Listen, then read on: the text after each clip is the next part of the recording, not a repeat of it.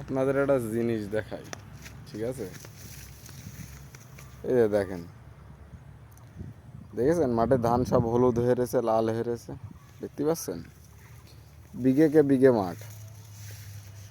হ্যাঁ, এসব মাঠের ধান সব একসাথে পেয়ে গেছে, এখন ইরি ধান।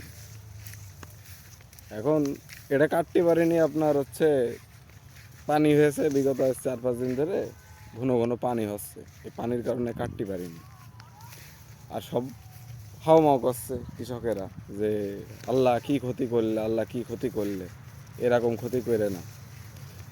এখানে আমার কথা হলো যে আল্লাহ কি ক্ষতি করেছে? সিজন দুইটা, ইরি আর আমন। ধানের আবাদ যদি করতে হয় তাহলে আমনে করো, ইরির ভিত্তি করার দরকার। ইরিতে অন্য আবাদ করা যায় না? ইরিতে খেসারি আছে, তেওড়া আছে, মটর আছে, তেওড়া মটর উঠে পাট করো। আল্লাহ তো তোমারে ব্রেন দিয়েছে, তুমি তো ভাত খাও, গু খাও না। তাহলে এই আল্লাহ কি তোমার হাতে করে সব কিছু করে দেবে? তোমার হাত পা দিনি, তোমার ব্রেন দিনি, তোমার বুদ্ধি দিনি।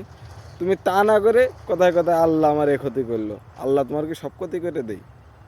সব কিছু কি তোমার গালে তুলাই দেবে? মানে এটাই আছে বাংলাদেশের মানুষের লজিক, আর এটাই আছে ভাত খাওয়া লজিক, ভাতের দেশের লজিক।